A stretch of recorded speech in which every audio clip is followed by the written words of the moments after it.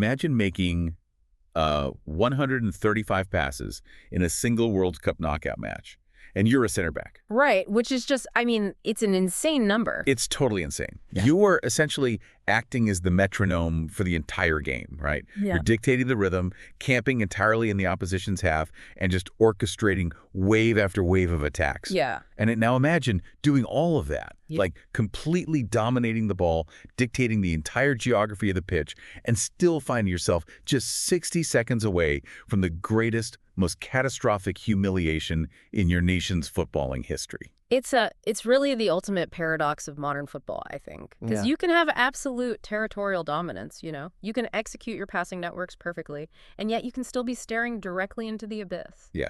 So today we are taking you right to the edge of that abyss. We're heading to Houston, Texas, June 29, 2026. Oh, man, what a day. Right. So picture the scene. You are there. It's this sweltering, incredibly tense crowd of 68,777 people packed inside NRG Stadium. And, you know, most of them bought tickets expecting to see what basically amounted to a routine exhibition. Exactly. I mean, on paper, it's a round of 32 match between the five-time world champions, Brazil, and, well, Japan, who are really the ultimate dark horse of the tournament. Yeah. To the casual observer, you look at the team sheets, you see the global superstars on one side, and you just think, okay, this is going to be a straightforward coronation. Which is exactly the kind of assumption that knockout football just exists to punish. Oh, absolutely. The stage was set for something much deeper than a standard match. You had Brazil, managed by Carlo Ancelotti, and they came into this tournament carrying, like, the weight of massive expectations. Because when you wear the yellow shirt of Brazil, the public doesn't just demand that you win, right? They demand that you win with style, with fluidity, with that innate cultural rhythm. Right, the Jogo Bonito expectation. But facing them was a Japan side that represents an entirely different philosophy. Like, Japan wasn't just there to make up the numbers. No, not at all. They are the product of decades of meticulous execution. You've got their 100-year plan, which is this very real, highly publicized national project to turn Japan into a footballing superpower. Right, so we're not talking about like a plucky group of guys who just got lucky to get out of their group. No. We are talking about a disciplined, highly technical, incredibly well-drilled team. So today's mission for this deep dive, per your request, is to unpack the entire dramatic story of this game from start to finish. Yeah, we're really getting into the weeds on this one. We're going to dive purely into the narrative, the underlying tactics, and the precise turning points of what became a legendary 2-1 Brazil victory. We've synthesized all the match reports, the live commentaries, the post-game data. All the tactical analyses, yeah. Exactly, all of it, to figure out how this game actually unfolded. And to understand the explosive, chaotic miracle of a finish, we first have to understand the absolute tactical paralysis that defined the first 45 minutes. Yeah, because it was, honestly, it was a masterclass in spatial denial by Japan. Spatial denial, I like that phrase. Well, to understand what Japan did in that first half, we have to look at the defensive blueprint they brought to Houston. They utilized a very rigid, highly synchronized five-man defense. Right. So on paper, it was listed as a 3-4-2-1, but the moment Brazil took possession, which, you know, was often. Very often, yeah. Japan seamlessly transitioned into a flat back five. And the primary objective of that structure was to completely neutralize Brazil's attacking trio. You know, Vinicius Jr., Matheus Cunha, and Lucas Paqueta. Right. So I was reading through the tactical breakdowns from the live coverage, and what really struck me is that it wasn't just Japan, like, parking the bus. No, not at all. They weren't just putting 11 men behind the ball and praying. It was active. It was aggressive. The analysts noted they completely denied Brazil the half spaces. Yes, the half spaces. So for those listening who might not be deep into tactical jargon, how exactly does a team deny a half space? And, like, why is it so lethal to a team like Brazil? That's a really crucial point to clarify. So if you take a football pitch and divide it vertically into 5 lanes, right? Like 5 lanes. You have the 2 wide lanes out by the touch lines. You have the central lane right down the middle. And then you have the 2 lanes sandwiched in between the center and the wings. Those are the half spaces. All right. And in modern football, the half space is like the most dangerous real estate on the pitch. Right. It's exactly where playmakers like Paqueta or inverted wingers like Vinicius Jr. want to operate. If it gives them options, right? Exactly. If you get the ball there, you are facing the goal at an angle that allows you to shoot or pass centrally or slip a ball out wide. You have this 360-degree range of dangerous options. So it's basically the sweet spot, the launch pad Yeah, that's a great way to put it. So, how did Japan deny it? By implementing what we call a highly disciplined low block, but they paired it with aggressive, localized swarming. Swarming, meaning they didn't just stand back. Right. Whenever a Brazilian player received the ball anywhere near the final third, specifically in those half spaces, Japan's midfield and defensive lines compressed, like, immediately. Wow. They squeezed the space horizontally and vertically. They didn't just stand in front of Vinicius. 2 or 3 players would instantly collapse on him, Just cutting off everything. cutting off his passing angles, completely starving him of the grass he needs to accelerate. They were basically smothering the source of Brazil's creativity by making the pitch feel incredibly small. It makes me think of like a cell membrane that selectively blocks certain proteins from entering. Oh, that's interesting. It's not a solid brick wall, but it's a dynamic shifting barrier Okay. that recognizes a threat and instantly tightens around it. That's exactly how it functions. Because every time Brazil thought they recognized a pattern, every time a midfielder thought, okay, if I shift the ball here, this lane will open up, Japan's structure just shifted. They were mathematically sound, always one step ahead. Right. And when you are suffocating a team that heavily, frustration builds. Which leads us to the 29th minute. Here we go. The structural tension finally causes a crack, but, and this is the crazy part, it's not Japan's structure that breaks. Disaster strikes for Brazil. It is the defining moment of the first half, Yeah. and it originates directly from that cognitive overload you just described. Right. When a team is starved of space for 30 minutes, players start trying to force passes that just aren't there. They try to play at a tempo that isn't sustainable simply to break the monotony, you know? And we see that exactly with Danilo. The Brazilian defender plays this incredibly sloppy pass. It's the kind of unforced, almost casual error Yeah. you simply do not expect from a player at this elite level. Never. But Japan's Kaishu Sano, he reads the intention before the ball even leaves Danile's foot. He was on it so fast. Sano pounces on the loose ball, he drives forward with absolute purpose, and he breezes right past the veteran Brazilian midfielder Casemiro, as if he's like a training cone. Yeah, Casemiro looked totally stuck in the mud there. He really did. Sano gets to the edge of the box and just drills the ball into the bottom corner. Now, I looked at the underlying numbers for this shot. Oh, the XG on this is wild. It is. The expected goals, the XG on that specific strike, was something like .04. Yeah. So break down the mechanism of that stat for us, because a lot of people hear XG and think it's just a fancy way of saying it was a good shot. Right. So expected goals is essentially a measure of probability, and it's based on historical data. So when we say a shot has an XG of .04, it means that if you analyze thousands of shots taken from that exact coordinate on the pitch. With the same defensive pressure. Yes, under similar pressure from defenders, with the goalkeeper in a similar position, only 4 out of 100 attempts actually result in a goal. 4%. Exactly. It is an incredibly low probability strike. It requires perfect technique, perfect ball striking, and honestly, a bit of luck to beat the goalkeeper from that distance and angle. Which means Japan didn't just execute a brilliant tactical plan. They capitalized on an absolute statistical anomaly to take the lead. They did. Sano hits the 1 in 25 shot perfectly. Japan 1, Brazil 0. And what makes Sano's goal even more fascinating is the context of what happened just 6 minutes prior. Oh, the tackle. We have to talk about tackling. We do, because around the 23rd minute, Sano, who, remember, was already carrying a yellow card, he went lunging into a tackle on Brazil's Matheus Cunha right on the byline. Yeah. It was a chaotic, razor-thin moment. The referee let the play continue, deeming that Sano hadn't crossed the threshold for a second yellow. But, I mean, multiple analysts in the commentary booths noted that it was an incredibly reckless challenge. Oh, totally. He could have easily been sent off. This is where the butterfly effect of World Cup football is just mind-blowing to me. If the referee views that tackle just 10% differently, he blows the whistle, reaches into his pocket, and Sano is taking an early shower. Japan goes down to 10 men, their entire defensive geometry is instantly shattered, and this game becomes a complete procession for Brazil. Yep, game over. But instead, Sano stays on the pitch, and 6 minutes later, that exact same player is scoring the opening goal against the 5-time champions.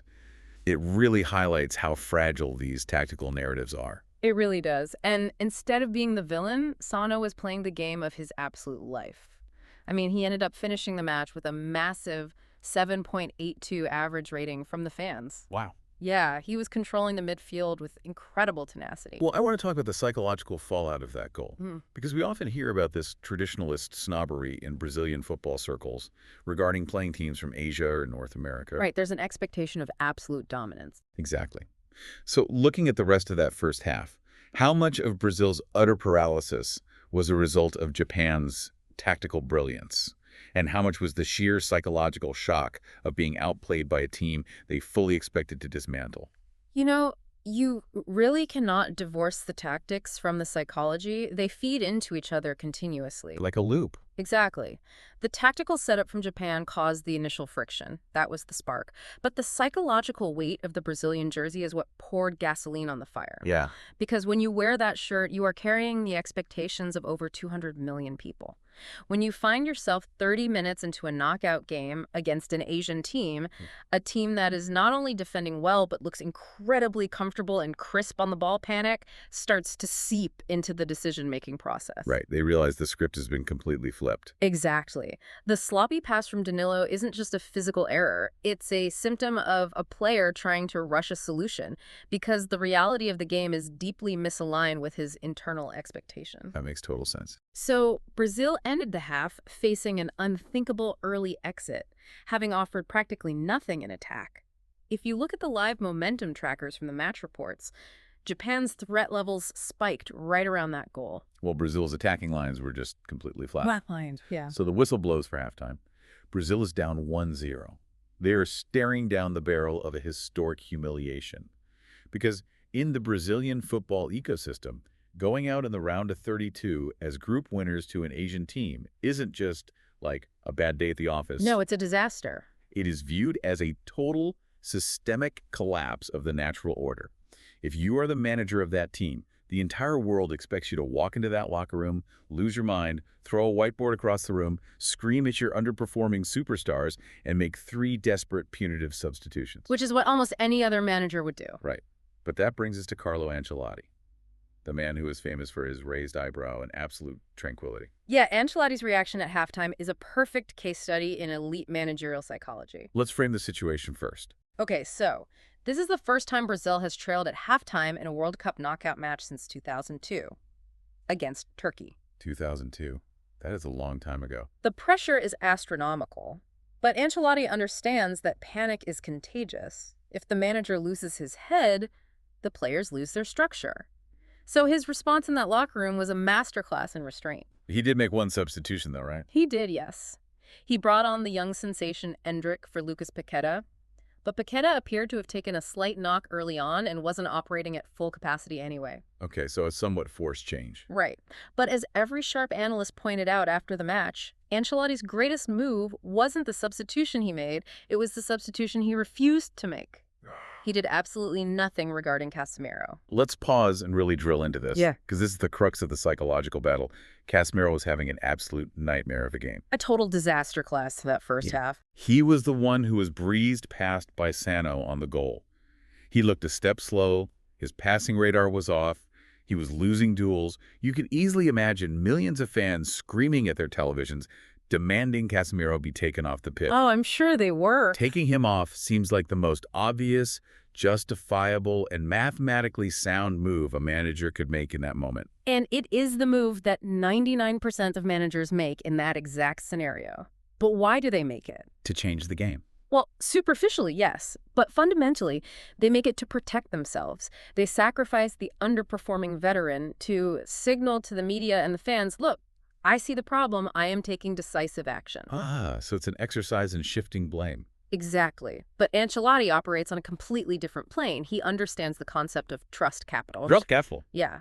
Taking a general like Casemiro off at halftime of a World Cup knockout match would have publicly humiliated him. It would have destroyed his confidence for the rest of the tournament. And most dangerously, it would have signaled pure panic to the rest of the squad. Wow. It's almost like the managerial equivalent of the sunk cost fallacy, but inverted.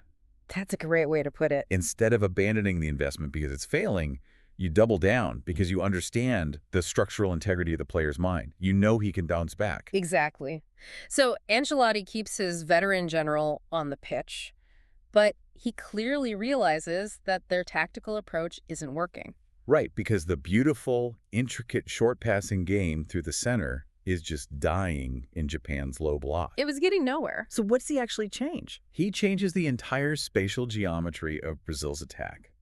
The match reports showed that Brazil realized trying to thread intricate passes through the middle was statistical suicide. Yeah. So they switched to a relentless, incredibly high-volume crossing strategy. In the second half alone, Brazil put in 28 crosses. 28 crosses in one half. That breaks down to an average of 1 cross every 2 minutes. Okay, I have to push back on this a little bit. Go for it. Because when we talk about Ancelotti being a tactical genius, we usually envision complex passing networks or like brilliant false-line innovations. Sure, the elegant stuff. But abandoning your intricate passing game to just spam 28 crosses into the penalty box, that sounds like basic, desperate Sunday League Hail Mary football. Just get it in the mixer and hope for the best. Right. So why we're praising Ancelotti for resorting to the oldest, bluntest instrument in the tactical playbook. It is a totally fair pushback. Yeah. Because on the surface, it does look rudimentary. It lacks the aesthetic beauty we associate with top-tier football. Yeah. But true managerial genius is rooted in cold, hard pragmatism. Okay. You have to evaluate the opponent's specific vulnerabilities. Ancelotti and his staff looked at Japan's defensive shape and identified a structural flaw. Which was? Well, to execute that suffocating center we talked about, Japan's wingbacks were tucking in incredibly narrowly. So to stop Vinicius and Kuna from operating in those half spaces, Japan squeezed the pitch horizontally, and that pulled their wide players inward. Precisely.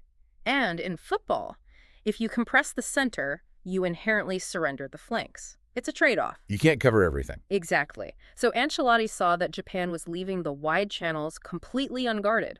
Now, if you just aimlessly lump the ball forward, yes, that is Hail Mary football. But Brazil's strategy was highly calculated. How so? By moving the ball quickly out to the wings and specifically targeting the far post with deep crosses, they forced Japan's defenders to do two things they absolutely hate. Run backward toward their own goal. Yeah, and defend aerial balls while facing their own goalkeeper. Oh, that is a brilliant mechanical explanation. Think of it like a medieval siege. Okay, I like where this is going. If the defenders reinforce the main gate with iron and stone, you don't keep ramming your siege engine into the thickest part of the wall. Right. You look for the structural weak point. Japan reinforced the center, so Ancelotti moved the artillery to the undefended flanks and just started launching projectiles over the wall. That's exactly what happened. You can plug 1 or 2 leaks in a dam, which Japan did heroically in the first half. But if the water pressure keeps building and shifting to different stress points, eventually the concrete is going to crack. And that strategic pivot directly set the stage for the most chaotic, agonizing, and honestly redemptive 3 minutes of the entire tournament. Oh, man. And the poetic justice of it all is that it centered around the exact player that everyone watching thought should have been subbed off at halftime. Casemiro. Casemiro. So we move into the second half. Yeah. Brazil comes out of the tunnel with a completely different aura. The intensity is ferocious. They are pushing their lines higher, camping in Japan's half, and the crosses begin to rain down. 1 every 2 minutes. And in the 53rd minute, we get this sequence inside the Japanese penalty box that honestly reads like the mechanics of a pinball machine. It was one of the most comical and excruciating sequences of play you will ever see at a World Cup. So a cross comes in from the wing. Right. Casemiro is positioned perfectly at point-blank range. It is an absolute sitter. He has to score. He has to. He gets his head on it, and the ball cannons off Japan's defender, Takehiro Tomiyasu. Then it ricochets off the Japanese goalkeeper, Zion Suzuki. Pure chaos. Then it bounces and hits Tomiyasu again directly on the goal line before a Japanese player finally frantically hacks it away to safety. I looked up the XG for that specific header. Oh, what was it? It was .37. Whoa. For a single header in a crowded box, an XG of nearly 40% is massive, and he somehow doesn't score. You can just imagine the collective groan echoing across Rio de Janeiro and São Paulo. Put yourself inside Casemiro's head for that specific second. I can't even imagine. The psychological weight must have been absolutely crushing. I mean, first he makes the critical error on Japan's opening goal, allowing Sano to breeze past him. Yeah. Then he is gifted a point-blank opportunity to equalize and completely fluffs his lines in a comical fashion. For a lesser player, a player without deep mental resilience, that is the moment the spirit breaks completely. You just want the ground to swallow you up. Exactly. You drop your head, you hide from the ball, and your tournament is over. But the beauty of this game and the validation of Ancelotti's trust is what happens exactly 3 minutes later. It's just unbelievable timing. We are in the 56th minute. The tactical siege continues. Brazil's center back, Gabriel Magalhães, pushes up high and whips another cross toward the back post. And who is there, drifting intelligently off the shoulder of his marker, executing Ancelotti's exact halftime instruction? It's Casemiro. It is. He identifies the blind spot of the Japanese defender, whose hips are turned toward the ball. He rises up and powers an unstoppable header into the back of the net. 1-1. 1-1. He completes an entire arc of tragedy and redemption in the span of an hour. It is pure cinematic drama. But when we strip away the emotion and look at the underlying mechanics of that sustained pressure, it becomes clear that Brazil's equalizer wasn't just a lucky break or a sudden burst of individual magic. No, the mathematics of the game were becoming overwhelming. Right. And I want to go back to that incredible statistic I mentioned at the very beginning of our deep dive. The post-match reports highlighted that Gabriel Magalhães, a central defender, attempted 135 passes in this match. Yeah, that number is still staggering. That wasn't just a team high. That was the most passes by any Brazilian player in the entire tournament so far. Talk to me about the spatial reality of that stat. What does it physically look like when a center back is making 135 passes? It tells you everything you need to know about the geography of the second half. If your center back is your most prolific distributor of the ball, two things are happening simultaneously. Okay, what's the first? First, he is acting as the central fulcrum. He's constantly recycling possession and shifting the ball from the left flank to the right flank, trying to stretch Japan's defensive block to create crossing angles. He is probing the perimeter. Right. And the second thing? Second, and far more importantly, it means Brazil had pushed their entire defensive line incredibly high up the pitch. Because a center back isn't making 135 passes inside his own penalty area. Obviously not. He has to be stationed near the halfway line or even deep into the opponent's territory. Exactly. Gabriel Magalhães was effectively operating as a central midfielder. Brazil was completely encamped in Japan's half. The equalizer wasn't a random event. It was the inevitable result of sustained, crushing territorial dominance. Japan simply could not find an exit route to relieve the pressure. The structural load was too high. And what's terrifying is that the barrage didn't stop once Brazil leveled the score. They smelled blood. Just 2 minutes after Casemiro's goal, in the 58th minute, Vinicius Jr. almost delivered what would have been the undisputed goal of the tournament. Oh, this run was magnificent. The commentary paints this vivid picture. Vinicius receives the ball on the left side, about 10 yards inside the Japanese half. He immediately faces up his marker. He executes a flawless nutmeg, Sliding the ball straight through the defender's legs. which is just pure, unadulterated Brazilian street football. It really is. He uses that momentum to drive into the penalty box, jinks past the second desperate defender, and stabs a fierce shot toward the far corner. It was a moment where the structural rigidity of Japan finally gave way to pure individual biomechanics. The way Vinicius manipulated the first defender's hips to open his stance, creating the exact microsecond required for the nutmeg, was breathtaking. It's art. It is. Huh? The shot had wonder goal written all over it. But Zion Suzuki, the Japanese goalkeeper, pulls off a phenomenal, fully extended save, tipping the ball onto the post and out. Suzuki was absolutely heroic in that moment. That single reflex save is what kept Japan alive in the tournament for another 40 agonizing minutes. Which brings up a fascinating debate about game management and psychology. We talked about how Brazil's pressure was like a medieval siege. You have this towering wave of possession, 682 total passes from Brazil over the course of the match. You have 19 shots raining down. It's relentless. Now, historically, this Japanese team has been excellent when they are forced to chase a game. They are a high-octane team that thrives on transition and aggressive pressing. But sitting on a 1-0 lead, did they fundamentally bring this incredible onslaught upon themselves? By retreating so deep into that low block, did they invite the monster into the house? It's the age-old tactical dilemma, isn't it? And the post-match coverage heavily debated this specific point. Yeah. Several analysts highlighted that Japan's 100-year plan is built on proactive, technical football. Yeah. Like when they famously beat Brazil in a friendly a few years prior to this tournament, Japan was actually down 2-0 early on. They were forced to abandon caution, step up, press high and attack, which perfectly suited their high-energy profile. They had nothing to lose. Exactly. But in Houston, with a 1-0 lead to protect against a wounded giant in a knockout game, fundamental human nature takes the wheel. The fear of losing overrides the ambition of winning. Precisely. Subconsciously, the players take a step back. Then another step back. The midfield line drops 10 yards deeper. The space between the defense and midfield compresses. They stop pressing the ball high up the pitch. And instead focus solely on protecting their penalty area. They invited the pressure. And when you invite a team with the technical quality of Brazil, a team possessing players like Vinicius, Endrick, and Paqueta to camp on the edge of your box and swing in crosses uninterrupted for 45 minutes, It's suicide. you are playing a very, very dangerous game of probability. You are assuming your defenders can win every single aerial duel and your goalkeeper can make every single save.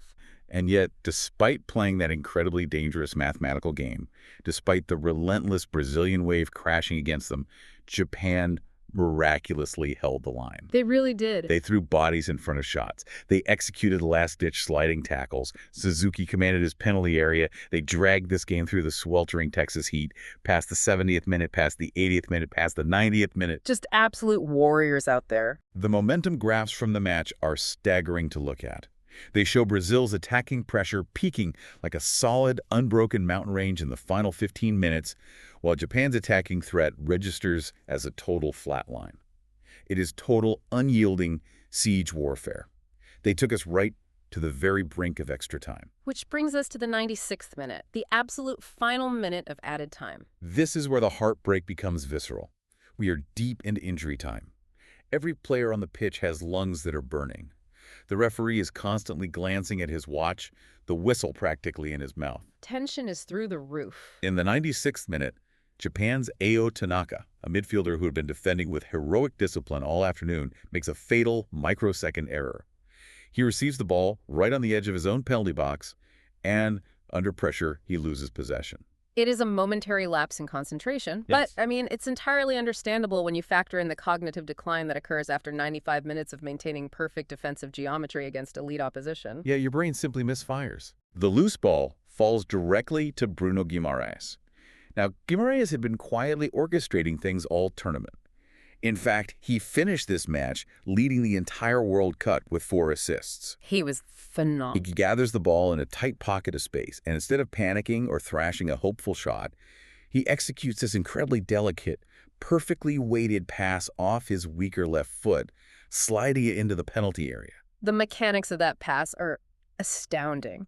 To have the spatial awareness to spot the run and the fine motor control to properly weight a left-footed slip pass when your heart rate is at 180 beats per minute and the entire stadium is screaming. It's insane.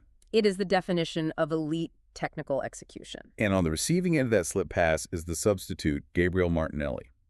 This adds an incredible layer of narrative because Martinelli had been facing intense, unrelenting criticism from the Brazilian media and fans leading up to this tournament for a perceived lack of consistency in the national shirt. Oh, the pressure on him was massive. He receives Guimarães' pass in an impossibly tight space. He stuns the ball with his first touch, and by stunning it, I mean he perfectly absorbs the kinetic energy of the pass so the ball drops dead exactly where he needs it. Beautiful touch. And before the Japanese defenders can close the gap, he quickly pokes it off the far post and into the net with his right foot. 2-1 Brazil. The emotional whiplash of that specific second is almost hard to articulate. The contrast on the pitch was profound. You have the Brazilian bench absolutely erupting, players sprinting down the touchline in pure delirium. Well, Carlo Ancelotti probably didn't even blink. Right, he simply stands there, calmly putting his glasses away as if a 96th minute winner was just another line item on his itinerary. Classic Carlo. But on the other side of the pitch, the moment the referee blows the final whistle seconds later, the Japanese players instantly collapse to the turf. They just drop. It is the cruelest possible end to a match. It really is a visceral tragedy. As a neutral watching this game unfold, you can't help but feel your heart break for them. This marked Japan's 3rd consecutive World Cup tournament where they were leading a knockout game and ultimately failed to win. Yeah, it's like a recurring, inescapable nightmare for their footballing culture. They fought so cleanly, so valiantly. The global reaction was overwhelmingly positive toward Japan, praising them for their discipline. There was no moaning to the referee, No histrionics, no time wasting, no cheating, just pure, unadulterated effort and tactical execution. Well, Sano's tackle aside, of But course. yet, Sana's tackle aside, which makes me ask you, and I want you to strip away all the romance of the underdog narrative here. I want you to look strictly at the cold, hard numbers. Did football justice actually prevail in Houston? Did the right team win? It is the eternal debate between romance and reality, isn't it? Yep. If you are rooting for the underdog, the 96-minute goal feels like a robbery. But if we look strictly at the data, the raw numbers strip away that romantic narrative very quickly. The statistics heavily, most overwhelmingly, favor Brazil. It wasn't just a slight edge in performance. It was total statistical domination over the course of the 90 minutes. Break the math down for us. Paint the picture with the data. Okay. Brazil finished the game with 69% possession. They completed 682 passes with a staggering 92% accuracy rate compared to Japan's 315 total passes. That is a huge disparity. Now, critics will often argue that possession can be an empty metric. Like, you can pass the ball around your backline all day and not pose a threat. But Brazil wasn't doing that. The most damning statistic is the accumulation of expected goals, the XG, which, as we discussed, measures the quality and volume of scoring chances. Right. Brazil generated a total XG tally of 1.73. Japan generated a minuscule 0.23. Wow. So to put that in perspective, Japan's goal from Sano was basically a massive statistical anomaly. It was an incredibly low probability event that they capitalized on, while Brazil was consistently manufacturing high-quality chances that the math dictated should eventually result in goals. Exactly. The shot counts corroborate this entirely. Brazil registered 19 total shots, with 7 of those on target forcing saves. Japan only managed 5 shots in the entire match, and only 2 of those were on target. Yeah, that paints a pretty clear picture. Furthermore, if we look at spatial dominance, Brazil had 35 touches inside the Japanese penalty box. Japan had exactly 11 touches inside Brazil's box. Wow. When you digest those metrics, a prominent South American football analyst summarized the outcome perfectly in his post-match column. He said, on balance, the right team won. Brazil had to, in his words, climb Everest the hard way, battling freezing conditions and exhaustion, well, tactical exhaustion in this case, but they ultimately manufactured the volume of chances mathematically required to advance. I love that phrasing, climb Everest the hard way. But maybe we should adapt it for the tactical nature of this game. It was more like trying to dismantle a reinforced titanium vault with a screwdriver. Yeah, that feels a bit more accurate. It was a grueling, methodical, uphill slog. And you mentioned Bruno Guimaraes earlier, quietly leading the tournament with 4 assists. It proves that behind every dramatic, headline-grabbing goal scorer like Martinelli, there is an architect, quietly mapping out the geometry of the pitch. Right. Someone who can process the spatial dynamics and find that split-second pocket of space in the 96th minute when everyone else in the stadium is succumbing to panic. That is the ultimate differentiator at the elite level of the sport. It's not just about physical endurance. It's the ability to execute incredibly fine motor skills and complex decision-making under the most extreme cognitive and physiological stress imaginable. So as we wrap up this deep dive, what does this result mean going forward? Let's extrapolate these tactical lessons. Yeah. Brazil survives the scare of their lives. Right. They advance to last 16 to face either Ivory Coast or Norway. Do they take immense psychological confidence from this resilience, or did this match expose a fatal structural flaw in Ancelotti's machine? It is absolutely a double-edged sword for Brazil. How's On one hand, the resilience they displayed is undeniable. Coming from behind against a defensively flawless team in a World Cup knockout match requires immense mental fortitude. It proves that under Ancelotti, they have cultivated a genuinely elite, never-say-die attitude. Yeah, the mentality monsters. But the tactical questions absolutely remain. Their midfield structure looked highly vulnerable to quick transition counterattacks in the first half. Furthermore, they deeply struggled to break down a compact low block without resorting to spamming crosses from the flanks. Which isn't ideal. No, relying on 96-minute moments of magic from a substitute is not a sustainable business model for winning a World Cup. If they face a more ruthless team, a team that can exploit the spaces left behind by Gabriel Magalhaes when he pushes up to make 135 passes, they might get punished earlier and never be allowed the time to launch 28 crosses. And what about Japan? It is utter heartbreak in the immediate aftermath, an incredibly painful flight home. But if you zoom out from Houston, if you look at the broader context of that 100-year plan we discussed at the very beginning, If you zoom out, the historical trajectory is incredibly clear. And frankly, it should be terrifying for the old guard of European and South American football. Really terrifying. Yes, the immediate result is deeply painful. But the J-League 100-year vision, their domestic plan to build deep grassroots infrastructure and standardized tactical education, is undeniably bearing fruit. They are no longer a novelty act. Right. They are consistently producing top-level, highly technical talent capable of perfectly executing complex, suffocating tactical plans. They made the five-time world champions, a team filled with Champions League winners, look completely lost and desperate for 45 minutes. They really did. The cultural and tactical shift has already happened. It's no longer a shock that Japan is competing toe-to-toe at this elite level. It is the baseline expectation. Their final hurdle is simply learning the dark arts of game management, how to proactively manage a match when holding a lead on the biggest stage rather than retreating into a shell. What an absolutely incredible, exhausting journey this match was. To summarize the narrative we've unpacked today for you, you have Japan's flawless early spatial execution and Sano's shocking low-probability goal. You have the psychological masterclass of Carlo Ancelotti's icy calm in the halftime locker room, pivoting the entire tactical geometry of the team to exploit narrow wingbacks without destroying Casemiro's confidence. Yeah. You get the veteran general's redemption with the equalizer, backed by an absolute avalanche of Brazilian pressure, perfectly illustrated by a center back completing 135 passes.